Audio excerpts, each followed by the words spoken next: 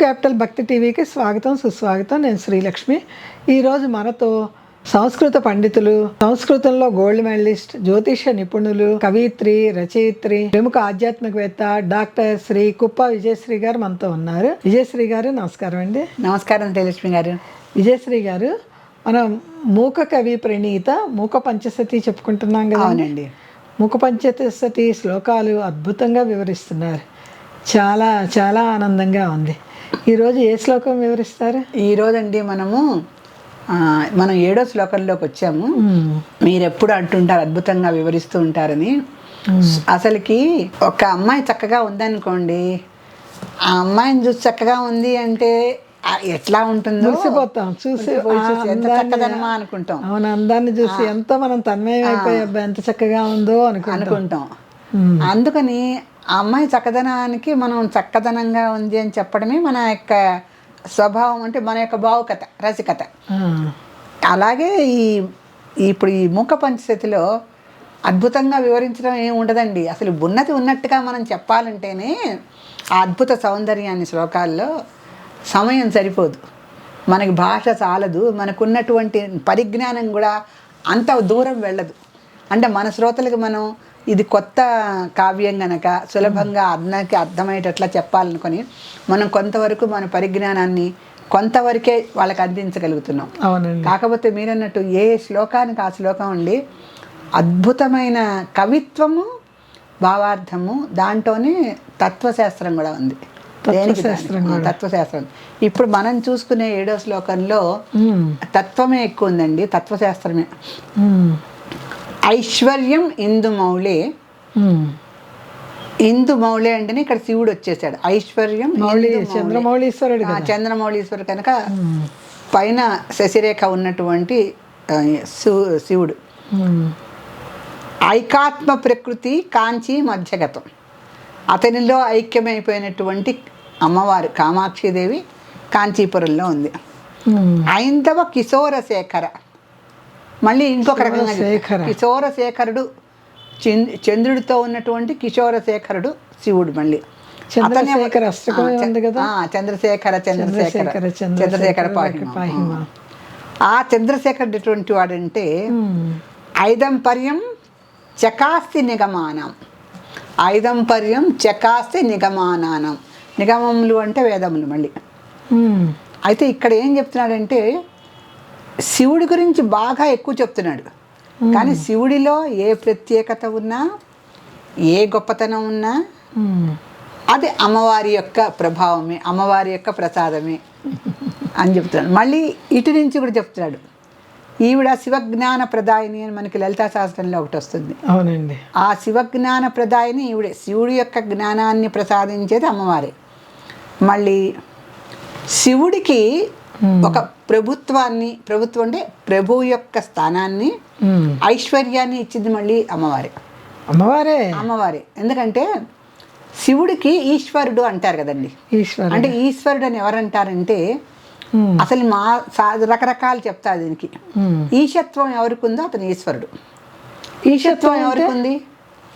ఎవరికి లేదు ఈశత్వం. విష్ణుమూర్తికి లేదు, బ్రహ్మకి లేదు, ఇంద్రుడికి లేదు, మహేంద్రుడికి లేదు, ఎవ్వరికి లేదు. ఈశత్వ సిద్ధే, వసిత్వ సిద్ధే, పరాకామ్య సిద్ధే, భుక్తి సిద్ధే, ఇచ్చా సిద్ధే. మన ఖడ్గమాల. ఈశత్వ సిద్ధి ఎవరికి? అమ్మవారి ఇస్తుంది. ఈశత్వ సిద్ధి అమ్మవారి ఇస్తుంది. అందుకని ఈశత్వ సిద్ధే, వసిత్వ సిద్ధే, ప్రాకామ్య సిద్ధే, భుక్తి సిద్ధే, ఇవన్నీ అమ్మవారి ఇచ్చేవే ఈ సిద్ధులన్నీ. చివరికి శివుడికి కూడా అమ్మవారే. స్త్రీ శక్తి కదా మరి. అందుకని ఈశ్వరుడు అవ్వాలంటే అతనికి ఐశ్వర్యం ఉండాలట. ఇక్కడ కూడా 2 రకాలండి తత్వం చెప్పుకుంటే. ఐశ్వర్యము అంటే శివుడి యొక్క విభూతే నిజమైన ఐశ్వర్యం అని కొంతమంది చెప్తారు. అవునండి. ఇంకొకటి శివుడికి ఐశ్వర్యం ఉండాలంటే ఆ ఐశ్వర్యం అంతా అమ్మవారు ఇచ్చిన ఐశ్వర్యమే. అమ్మవారు శివుడికి ఐశ్వర్యం ఇవ్వటంతో అతను ఈశ్వరుడు అయ్యాడు. లేకపోతే అతను శివుడే, శివత్వం కలిగినటువంటి శివుడే. కానీ ఈశ్వరుడు ఎలా అయ్యాడు? అందరికీ ఈశ్వరుడు ఆయన ఒకటి ఉంది. అంటే బ్రహ్మ, విష్ణు, మహేంద్రాదులందరికీ కూడా ఈశ్వరుడు కనుక అతను ఈశ్వరుడు. ఇంకొకటి ఈశాన్య దిక్కున ముందు శివుడినే పెడతారు. ఎవరైనా ఇల్లు కట్టినా కూడా ఈశాన్యం వైపు శివుడినే పెడతారు. అవునండి. అందుకని ఈశత్వం ఎలా వచ్చిందంటే ఈశాన్య దిక్కుకి అధిపతి కనుక ఈశ్వరుడు అంటారు. కానీ దానికన్నా కూడా అది ఐశ్వర్యం ఇచ్చినటువంటి ఒక వ్యక్తిని ఈశ్వరుడు అనాలట. ఈయనకి 2 రకాల ఐశ్వర్యాలు. ఒకటేమిటి, ఆవిడ ఎక్కడ పుట్టిందండి? హిమాచల మహావంశ పావనాయ నమో నమః. ఇప్పుడు పుట్టింటి నుంచి బోల్డ్, ఇప్పుడు హిమాలయ వంశం అంటే అక్కడ లేనటువంటిది ఏమన్నా ఉందా? హిరణ్యం, సువర్ణం, నవరత్నాలు ఒకటి ఉన్నాయి హిమాలయ పర్వతాల్లో, ఒకటి లేవు. అన్నిటికీ నిధి అక్కడే. అవన్నీ పుట్టింటి నుంచి దేవుడు తీసుకొచ్చినట్టేగా. రజితాచల శృంగాంగ మధ్యస్థాయ నమో నమః. మళ్ళీ కైలాసం ఉందంటే అసలు కైలాసం పర్వతాన్ని వర్ణించడం అంటే నిజంగా ఈ సౌందర్యలహరిలోనూ అద్భుతంగా వర్ణించారు శంకరాచార్యులు. మళ్ళీ కాళిదాసు మేఘ సందేశంలో కూడా వర్ణించారు కైలాసం ఎట్లా. ఆ కైలాసానికి ఈ యక్షుడి యొక్క అంటే వాళ్ళు కూడా కుబేరుడికి కమలాలు తెచ్చిపెట్టకపోతేనే అతని కోపం వచ్చి ఇతన్ని శపిస్తాడు. ఆ కథలో మేఘ సందేశం చెప్పండి ఒకసారి. మేఘ సందేశం కథలోనండి ఆ కైలాసం దగ్గర అక్కడ ఒక ప్రభు ఉంటాడు, ఒక రాజు ఉంటాడు. దానికి ఎదురుకుండా ఇల్లే కుబేరుడిది. కుబేరుడు ఏ జాతికి చెందినవాడు? యక్ష జాతికి చెందినవాడు. అవును, యక్షులు మహాన్నంగా ఉంటారని కూడా చెప్పారు. అయితే ఆ కుబేరుడి ఇంటి పక్కనే ఒక చిన్న పొదరిల్లు ఉంటుంది. దాంట్లో ఒక యక్షుడు ఉంటాడు. అతను ప్రతిరోజు ఈ కైలాసానికి ఎదురుకుండా ఉన్నటువంటి ఈ కుబేరుడికి కైలాస పర్వతం దగ్గరికి వెళ్ళి బంగారు కమలాలు కోసుకొని పూజకి ఇవ్వాలి. ఎందుకంటే కుబేరుడు యొక్క రాజ్యంలో ఉన్న యక్షుడు ఇతను. రోజు ఒక బంగారు కమలాలు కోసి ఆయన పూజకి, శివ పూజకి ఇవ్వాలి. అంటే కైలాసాన్ని వర్ణిస్తుంటేనే ఎంత బాగుంది. అక్కడ కైలాసము, అక్కడ బంగారు కమలాలు ఉన్నటువంటి ఒక మంచి సరస్సు, దాని ఎదురుకుండా కుబేరుడి ఇల్లు, దాని పక్కనే ఒక యక్షుడి ఇల్లు. ఆ యక్షుడికి ఒక అందమైన భార్య. ఈ యక్షుడి భార్య కలిసి రోజు అంటే కైలాసనాథుడైనటువంటి శివుడి పూజకి బంగారు కమలాలని ఈ కుబేరుడికి తెచ్చిస్తారు. అబ్బబ్బా, కుబేర గృహం ఎంత అందంగా ఉంటుందంటే అసలు చెప్పలేవు. కుబేరుడు కదా ఆయన. నవరత్న ఖచ్చితమైనటువంటి ప్రాకారాలతో అద్భుతమైన మందిరం ఆయనకు ఉంటుంది. ఆయనకి రోజు తీసుకెళ్ళి ఇవ్వాలి. అయితే ఈ యక్షుడికి ఉన్నటువంటి భార్య అత్యంత పరమ మిక్కిలి సౌందర్యవతి. అయితే ఈ యక్షుడు ఆ భార్య వ్యామోహంలో ఉండి ఈయనకి ఆ బంగారు కమలాలను తీసుకెళ్ళటం ఆలస్యం అవుతుంది. ఆమెను చూసుకొని మురిసిపోతూ ఉన్నాడు. అందులో యక్ష సౌందర్యం కదా, అద్భుతమైన సౌందర్యవతి. అది కాళిదాసే వర్ణించాలండి. అంత అత్యద్భుతమైన సౌందర్యము. అంటే అంగాంగ సౌందర్యం అంటారు కదా, ఒక కళ్ళు బాగుండటం, ఒక ముక్కు బాగుండటం కాదు, ఆపాదమస్తకం సౌందర్యం అట్లా ప్రవహిస్తూ ఉంటుంది అనమాట వాళ్ళకి, మన అమ్మవారిలాగా. అటువంటి భార్యను చూసుకొని ఈయన ఆ వ్యామోహంలో ఉండిపోయేసరికి అక్కడ బంగారు పూలను తీసుకురావడం అయిపోయిందా. యక్షుడు, నా శివ పూజకు నువ్వు బంగారు పూలను తెచ్చివ్వవా, ఆలస్యంగా వస్తావా అని ఇతని నువ్వు భూలోకంలో వెళ్ళి నీ భార్య విరహంతో నువ్వు దుఃఖిస్తూ ఉండమని శాపం ఇస్తాడు. అక్కడి నుంచి యక్షుడు కిందకు వచ్చేస్తాడు. ఇది కథ. అలా యక్షుడు అప్పుడు మేఘ సందేశం పంపిస్తాడు భార్యకి. నువ్వేం చేస్తున్నావు, ఎక్కడున్నావు, భోజనం చేసావా, అక్కడ లేడీ ఉంది, ఇక్కడ చెట్టు ఉంది, అక్కడ చిన్న చెట్టుకు పువ్వు పూసేది, దానికి నీళ్లు పోస్తున్నావా, కుబేరుడు సేవ చేసుకుంటున్నావా, ఆయన మన పట్ల అనుగ్రహంగా ఉంటే నేను నీ దగ్గర తొందరగా రాగలను. ఇవన్నీ మేఘ సందేశం పంపిస్తుంటాడు. అసలు ఆ కావ్యం చదివి తీరాలండి మనం. మనకు అమ్మవారు అవకాశం ఇస్తే ఒక కాళిదాసు కావ్యం కూడా మనం చెప్పుకోవాలి. అసలు ఎంత అద్భుతమైన కావ్యం. అసలు మేఘ సందేశం అంటే ఆ మేఘుడు ఎంత చక్కటి సందేశాలు ఇస్తాడు. దాంట్లో అతి పెద్ద మేఘం అండి, పుష్కరావర్తం అని ఉంటుంది. పుష్కరం ఆ మేఘం పేరు. అది ఎన్ని మిలియన్ల లీటర్ వర్షించగలదు ఆ మేఘము. ఆ మేఘం ఎప్పుడు వస్తుంది? అసలు మేఘాల్లో కూడా రకరకాల మేఘాల్లో కూడా రాదుంది ఒకటి. మేఘాలంటికి రాదు తను. అలా అసలుకి ప్రకృతి సౌందర్యం ఏంటి, మేఘ సౌందర్యం ఏంటి, స్త్రీల సౌందర్యం ఏంటి, కైలాసం ఎంత అద్భుతంగా వర్ణిస్తాడో చెప్పలేం. కుబేరుడు యొక్క ఇల్లు ఎంత అద్భుతంగా వర్ణిస్తాడు. అంతేకాదు, ఇతను వెళ్ళేటప్పుడు మేఘుడికి చెప్తాడు, దారిలో ఒక చెట్టు వస్తుంది, ఆ చెట్టు నీకు అడ్డుకు వస్తుంది, ఆ చెట్టు పక్క నుంచి వెళ్ళు, అక్కడ నీళ్లు కనిపిస్తాయి నీకు. ఒకవేళ ప్రయాణంలో అలసిపోతే ఆ నీళ్లు కాసిన తాగి మళ్ళీ మేఘమా నీ యొక్క దేహాన్ని పెంచుకో. ఎండకి ఎక్కడన్నా కనుక నువ్వు అలసిపోతే ఒక చెట్టు కింద విశ్రమించు.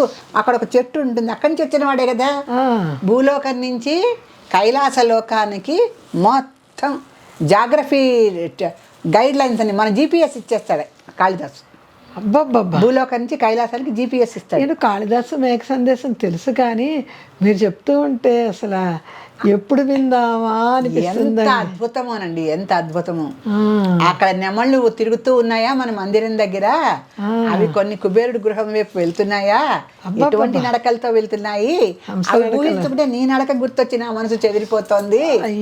ఎంత ఎంత సౌందర్యమో, ఎంత సున్నితమైన శృంగారమో, ఎంత భార్యాభర్తల యొక్క వియోగం యొక్క ఇది అసలుకి చాలా అద్భుతంగా ఉంటుందండి. ఎంత చాలా చాలా బాగుంటుంది. ఎందుకు ఇక్కడ కైలాసం మనకి ఇక్కడ ఎందుకు వచ్చిందంటే ఆ కైలాసం ఎంత అద్భుతంగా ఉంటుందో ఆ వర్ణన అంతా కూడా ఉంది, చాలా అద్భుతంగా ఉంటుంది. అందుకని కాకపోతే అమ్మవారికి యొక్క ఉన్నటువంటి చింతామణి గృహం కన్నా గొప్పదైతే ఏదీ లేదు. అది సర్వలోకం అంటారు దాన్ని. లోకాలన్నిటికీ కూడా ఉత్తమోత్తమైనది, దాని పేరు సర్వలోకం. సమస్తం దొరుకుతాయి అక్కడ. మనకి లలితా చాలీసాలో ఉంటుంది కదండి, అక్కడ మణులు, వజ్రాలు, వైడూర్యాలు అన్ని కూడా ప్రవహిస్తూ ఉంటాయి కోట్ల సంఖ్యలో. సో అటువంటి అత్యద్భుతమైనటువంటి చింతామణి ఆమె లెవెల్ వేరు. ఆవిడ సృష్టికర్త్రి కదా. అందుకని ఈశ్వరుడికే ఐశ్వర్యం ఇచ్చి ఈశ్వరుడి చేసిన మనిషి ఆవిడ. అందుకని ఇప్పుడు ఈశ్వరత్వం ఎలా వచ్చిందంటే ఆయనకు ఐశ్వర్యం ఇచ్చింది ఈవిడే. ఒకటి శంకరాచార్యులు రాస్తారండి, భవానీ తత్ పాణిగ్రహణ మీదం ఈశత్వం నీకు అందుకే వచ్చిందంటారు. అమ్మవారు నీ చెయ్యి పట్టుకోబట్టి నువ్వు ఈశ్వరుడు అయ్యావు, లేకపోతే మామూలు శివుడివే. భవానీ తత్ పాణిగ్రహణ మీదం చెప్తాడు, నీకు పాణిగ్రహణం చేసింది ఆవిడ, అందుకని నువ్వు ఈశ్వరుడు అయ్యావు అని చెప్తాడు. అంటే అంతటి అమ్మవారు వచ్చి మన నీ చెయ్యి పట్టుకుంది, అంతగా తపస్సు చేసి ఏరి కోరి పట్టుకుంది. పైగా ఆవిడ హిమాచల వంశ పావనం చేసినటువంటి హిమవంతుడి పుత్రిక. హిమవంత పర్వతం అంటే ఎంత ఎంత ధనవంతమైందో చెప్పలేం. అది ఉన్న పర్వతాలన్నింటిలోకి కూడా ఇది కదా. పైగా ఈవిడ పావనం చేస్తూ అక్కడ జన్మించింది. అందుకని ఐశ్వర్యం అనేది శివుడికి ఏదన్నా ఇచ్చింది, ఆ ఐశ్వర్యం ద్వారా ఇతని ఈశ్వరత్వాన్ని పొందాడు అంటే అది అమ్మవారి ద్వారానే. ఎటువంటి శివుడు అంటే ఇందు మౌళేహ, చంద్రుడు. ఇందు అంటే చంద్రుడు, చంద్రుణ్ణి మౌళి తల మీద పెట్టుకున్నటువంటి వాడు. అంటే వీళ్ళిద్దరూ చంద్రశేఖర, మీరు అన్నట్టు చంద్రశేఖర అని అంటారు. చంద్రత్వమే అంటే చంద్రుడినే తన శిరస్సు మీద పెట్టుకున్నటువంటి వాడు. మళ్ళీ ఇందు మీద కూడా ఒక పాట ఉందండి, ఇందు శేఖర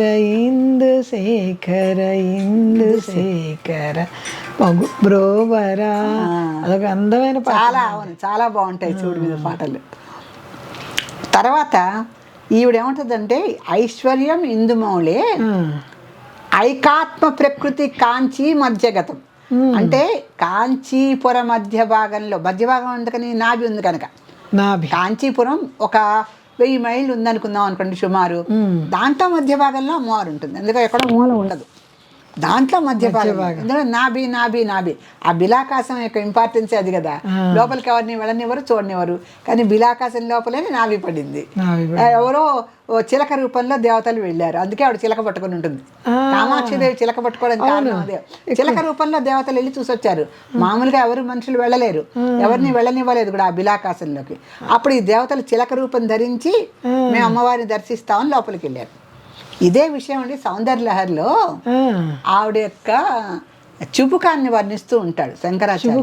చుబుకాన్ని, ఆ చుబుకాన్ని ఇట్లా శివుడు ఇట్లా గడ్డం కింద చెయ్యేసి నీ సౌందర్యం ఎంత అద్భుతంగా ఉందని ఇలా అంటే అది అద్దానికి పిడి పట్టుకున్నట్టుగా ఉందట. ఒకసారి వర్ణించారు సౌందర్యం. ఆవిడ ముఖం అద్దంలాగా ఉంటే ఇప్పుడు పద్మరాగ శిలాదర్శ పరిభావిక పోలభూని వచ్చింది, అలా అద్దంలాగా ఉన్న ముఖానికి శివుడి చెయ్యి పిడిలాగా ఉంది ఇలా పట్టుకుంటే. అట్లా ఈవిడ యొక్క సౌందర్యాన్ని శివుడు ఇట్లా చుబుకం పట్టుకొని చూస్తుంటే అది ఉంది కదండి, అనాకలిత సాదృశ్య చుబుకాయ నమో నమః. ఆవిడకి ఉపమానం లేదు, అటువంటి చుబుకం ఉంది ఆవిడకి. ఆయన చూస్తుంటే అప్సరసలు ఇదే టైం మనం కూడా ఒక్కసారి అమ్మవారిని దర్శించుకుందాం రహస్యంగా చూస్తారు. శివుడు చూస్తున్నప్పుడే మనం చూద్దాం, ఉట్టప్పుడు ఆవిడ కనిపించదు కదా. అప్సరసలు కూడా కుతూహలపడేటువంటి అత్యద్భుత సౌందర్యవతి పార్వతీదేవి. సో శివుడు ఎప్పుడన్నా ఏకాంతంలో అమ్మవారి యొక్క చుబుకాన్ని పరామర్శిస్తూ ఉంటే ఇదే సమయం అని దేవతలు పైనుంచి చూసి సంతోషపడతారు, అప్సరసలు పైగా. సో అటువంటి అమ్మవారు ఇక్కడ ఇప్పుడు మనకి ఐకాత్మ ప్రకృతి కాంచి మధ్యగతం అంటే ఐకత్వం ఆత్మం అని చెప్తాడు. అంటే ఏకత్వము ఆత్మతత్వము. ఐకాత్మ ప్రకృతి కాంచి మధ్యగతం. కాంచి మధ్యగతం అంటే కాంచీపురం మధ్య భాగంలో ఆవిడ ఉన్నది. ఆవిడ చిలక పట్టుకుని ఎందుకుంటుందయ్యా కామాక్షి దేవి అంటే చిలక రూపంలో వీళ్ళంతా వెళ్ళి బిలాకాశంలోకి చూశారు కనుక దానికి చిహ్నంగా ఆవిడ పట్టుకొని ఉంటుంది. సరే, బాగుంది. అయితే ఈ ఐకాత్మ ప్రకృతి ఏమిటి అంటే అంటే జీవాత్మ పరమాత్మల యొక్క ఏకత్వము, ప్రకృతి తత్వము, ఇంకోటి ఆత్మతత్వము. ఇదంతా దేంట్లోకి వస్తుంది? జీవైశ్వర్య జ్ఞానంలోకి వస్తుంది. జీవుడు ఈశుడు అంటే జీవుడు శివుడు వేసుకుందాం మనం, లేకపోతే పిండము బ్రహ్మాండము ఎలా అనుకున్నా. అంట బ్రహ్మాండాలు అంటారు కదా, పిండము బ్రహ్మాండము ఉందండి. పిండం అంటే జీవుడు, బ్రహ్మాండం అంటే ఈశుడు.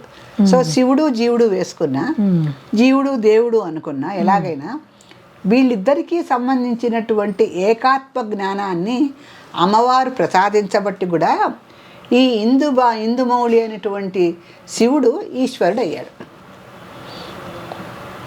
చూడండి ఎటువంటి జ్ఞానం అంటే. మరి లయకారకత్వానికి వచ్చేసరికి శివుడు వస్తాడు, అమ్మవారి సహాయం ఉంటుంది ఆయనకి దాంట్లో కూడా. కానీ సృష్టి స్థితిలో ఎవరు? బ్రహ్మాను విష్ణువుడు. లయకారకత్వానికి వచ్చేసరికి శివుడు వస్తాడు. శివుడు వచ్చినప్పుడు అప్పుడు కూడా అమ్మవారు ఏం చేస్తుంది?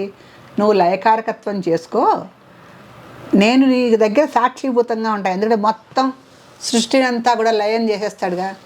అందుకని మహేశ్వర మహాకల్ప మహాతాండవ సాక్షిణి. మహాకల్పాంతంలో అమ్మవారు మహేశ్వరుడు చేసే మహాతాండవానికి సాక్షిభూతురాలై ఉంటుంది. ఇక్కడ కూడా మహాశబ్దం 3 సార్లు వచ్చిందండి. మహేశ్వర మహాకల్ప మహాతాండవ సాక్షిణి. ఈ మహాశబ్దం వస్తే 4 ఇంతలు అని మనం చెప్పుకున్నాం. 4 ఇంతలు ఎక్కువ. మహేశ్వరుడు అంటే ఒక ఈశ్వరుడే చాలా గొప్ప, 4 ఇంతలు ఈశ్వరుడు ఎక్కువగా ఉన్నట్టు. ఇక్కడ అమ్మవారు అటువంటి జ్ఞానాన్ని కూడా ఇతనికి ఇచ్చింది. తర్వాత ఏమంటుంది? ఐందవ కిశోర శేఖరం అంటే ఏంటి? ఆ లేత చంద్రుడు ఉదయించిన టైంలో బాలచంద్రుడు అంటాం కదా మనం, బాలచంద్రుడు అంటాం. అటువంటి అంటే పూర్ణచంద్రుడిని ఇద్దరు ధరించరు. శివపార్వతుల అలంకారం చంద్రరేఖ ఐందవ బాలుడు అంట. అంటే లేత నెల బాలుడు అనమాట. లేత బాలుడిని వాళ్ళు శిఖ అలంకారంగా పూర్ణచంద్రుడు ఇద్దరు పెట్టారు. పూర్ణచంద్రుడు అంటే వాళ్ళకి అంతా అక్కడ సహస్రార చక్రం దగ్గర ఉన్నటువంటి ఆ సహస్రార కమలంలో వాళ్ళిద్దరు కూర్చున్నప్పుడు పూర్ణచంద్రుడు. అది కూడా రాకాచంద్రుడు. ఇక మనం రాకాచంద్రుడు, అమావాస్య ఉండదు ఆ చంద్రుడికి. అట్లా ఆ రకంగా ఇంకా సహస్రారం అనేటప్పటికి మన జన్మధన్యమే కదా. జన్మధన్యమే, మన జన్మధన్యమే. ఇక్కడ ఐందవ కిశోర శేఖరం ఐదంపర్యం ఇది కూడా చెప్తాను. అంటే ఏంటి? దేనికి ఐదంపర్యం? నిగమానం, వేదాల యొక్క తాత్పర్యాన్ని కూడా ఆ నెలబాలుడి వలె ఉన్నటువంటి, అంటే విధేయతదే చంద్రరేఖలు అంటామే మనం, అలా ఉన్నటువంటి చంద్రరేఖనే అమ్మవారు అయ్యవారు ధరిస్తారు. కాకపోతే ఇక్కడ విధేయతదే చంద్రుడు అని మనం చెప్పుకోకూడదు. త్వరిత అనేటువంటి ఒక నామం ఉంది అష్టమి చంద్రుడికి. వీళ్ళు అష్టమి చంద్ర విభ్రాజ దళిక. అష్టమి నాటికి చంద్రుడు ఎంత అటు మరీ పెద్ద ప్రకాశం ఉంటుంది, అలా మరీ తక్కువ ఉండదు. ఆ ప్రకాశంలో ఉన్న చంద్రుడు ఇద్దరు కూడా ఒకే అలంకారం. అంతే అర్ధనారీశ్వరతుల్లో అలంకారతత్వం కూడా ఒకటే. ఇద్దరు అష్టమి చంద్రుడు ఎప్పుడు మారడు, ఎప్పుడు ఒకలానే ఉంటాడు. అంటే కృష్ణపక్షంలోనూ అలాగే ఉంటాడు, శుక్లపక్షంలోనూ అలాగే ఉంటాడు. అంటే ఇక మా చంద్రుడికి మార్పు ఉండదు కాబట్టి వాళ్ళు అక్కడ ధరించి ఉంటారు. దానికి త్వరిత అని పేరు. ఇది కూడా మనకి ఖడ్గమాల్లో వస్తుంది. అలా ధరించి ఉన్నటువంటి శివుడికి ఈవిడ ఏమిచ్చింది? నిగమానానాం ఐదంపర్యం చకాస్తి. అంటే ఏంటంటే ఆ వేదముల యొక్క జ్ఞాన ప్రకాశంతో ఈ యొక్క శివుడికి ఈశ్వరత్వాన్ని ఇచ్చి జీవైక్య జ్ఞానాన్ని బోధించి కాంచీపుర మధ్యగతే, కాంచీపుర మధ్యంలో ఆవిడ చక్కగా ప్రకాశిస్తూ ఉన్నది, ప్రకాశవంతంగా ఉంది. అంటే ఎప్పుడూ ఆవిడని ఒకే రకంగా వర్ణించకుండా మూక కవి శివుడికి ఐశ్వర్యం ఎలా ఇచ్చింది, ఆ వేదముల యొక్క ప్రకాశంతో ఎలా కాంచీపుర మధ్య భాగంలో ప్రకాశిస్తోంది, అసలుకి జీవైక్యతత్వం అంటే ఏమిటి, ఇవన్నీ కూడా ఒకసారి చెప్పి ఇంకా ముందంతా వేదాంతంలోకి వెళ్తాడు. సో అది చెప్పడానికి దీనికి ముందు కొంత నాందిలాగా అనమాట. అందుకని ఈవిడ ఇక్కడ ఇంకొకటి కూడా చెప్పుకొని మనం ఈ శ్లోకం ముగించచ్చండి. ఇక్కడ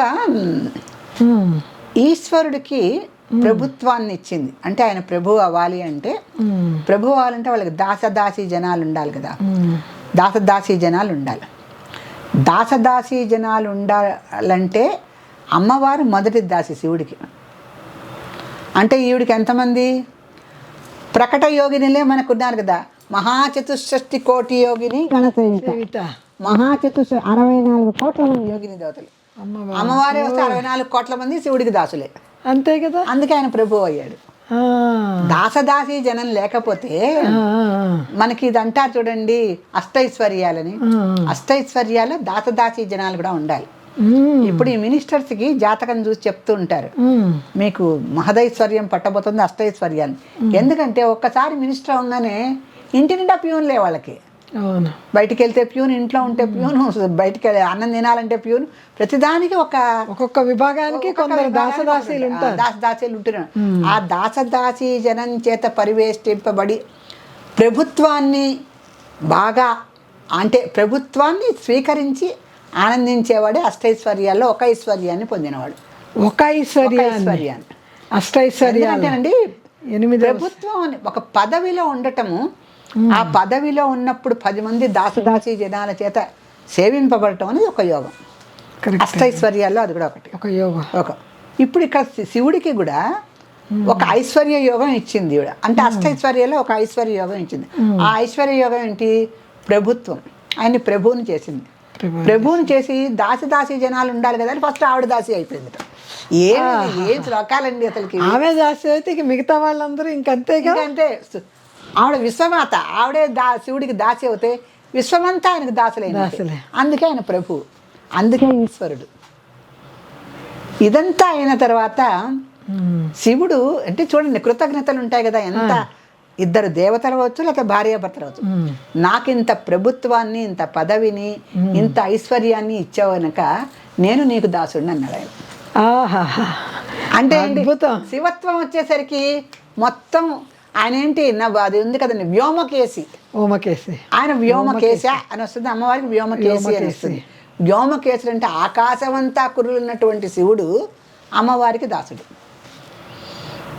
ఇహ వీళ్ళ ఇద్దరి యొక్క దాంపత్యము ఆ అండపిండ బ్రహ్మాండాల తత్వం కానీ, లేకపోతే పిండము బ్రహ్మాండము యొక్క మధ్యలో ఉన్న విషయం కానీ, ఒకళ్ళకొకళ్ళు దాసదాసీ జనాలు అవటం కానీ, మళ్ళీ అంతలోనే అర్ధనారీశ్వరత్వంగా కలిసి ఉండటం కానీ, ఆ వేదాలతో నిగమానాం చకాస్తి అన్నాడు కదా, ఆ వేదాలతో ప్రకాశించడం కానీ, ఇదంతా చూస్తే ఇది ఓన్లీ ఆ మహాకవి ముఖ కవికే అర్థమవుతుంది, ఆయనే రాయగలడు. దాంట్లో 1000వ వంతు కూడా మనం చెప్పుకున్నామో లేదో, 1000వ వంతు కూడా చెప్పుకోలేదన్నట్టే. ఈ శ్లోకాన్ని తరిచిన కొద్దీ మనం కొండ తవ్వుతాం చూడండి, తవ్విన కొద్దీ రాళ్ళు వస్తూనే ఉంటాయి, పగులుతూనే ఉంటాయి.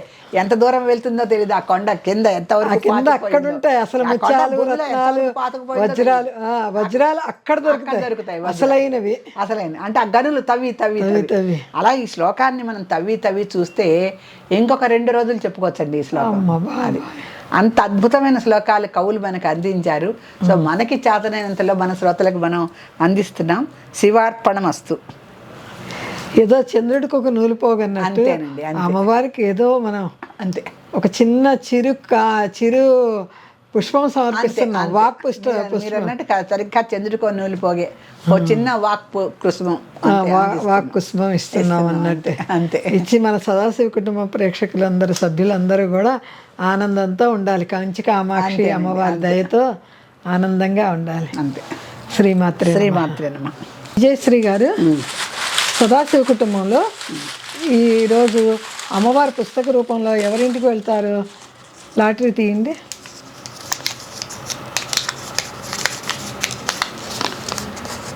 అమ్మవారి పేరుతో ఉన్న ఆవిడకి వచ్చిందండి గాయత్రి అమలాపురం. గాయత్రి గారు, మిమ్మల్ని అమ్మవారు కరుణించింది. మీ అమలాపురం చేరుకోవటానికి ఆవిడ పరుగున వేగంతో వస్తుంది. పుస్తక రూపంలో వచ్చిన అమ్మవారిని చక్కగా మేము చెప్పినట్టుగా ఎర్రటి బట్టలో చుట్టు పెట్టుకొని పూజా మందిరంలో పెట్టుకోండి. మీ సమస్యకి తగినటువంటి నామాన్ని ఎంచుకోండి, పారాయణ చేయండి, ఫలితం కూడా పొందండి. చాలా చక్కగా వివరించారు గాయత్రి గారు. స్క్రీన్ మీద వచ్చిన నెంబర్కి మీ పూర్తి చిరునామా పంపించండి. మీకు అతి త్వరలో అమ్మవారి పుస్తక రూపంలో మీ ఇంటికి వస్తారు. శ్రీమాత్రే నమః. శ్రీమాత్రే నమః.